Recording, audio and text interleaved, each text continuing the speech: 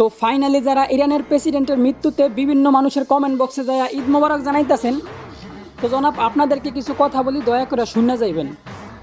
বলি ঈদ কিন্তু বছরে দুইটা আসে, এক ঈদে সালাম দিলে আর এক ঈদে সালামি পাওয়া যাইবেন।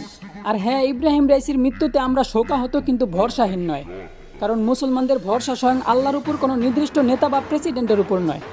আরে ভাই, ভরসা যদি দলের নেতার উপরই হইতো তাহলে বদরের যুদ্ধে 1000 অস্ত্রসজ্জিত সৈন্যের বিরুদ্ধে মাত্র 313 জন অস্ত্র ছাড়া সৈন্যদের বিজয় লাভ করা কখনোই সম্ভব হতো না।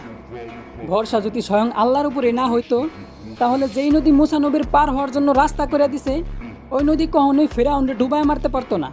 আসলে মুসলিম যুব সমাজ সম্পর্কে আপনাদের ধারণাই নাই। ইতিহাস আজও সাক্ষী দেয় যে একজন পরিপূর্ণ মুসলিম যুবকের হুঙ্কারে বড় বড় নেতাদের সিংহাসন কাঁপায় দিছিল ভাই।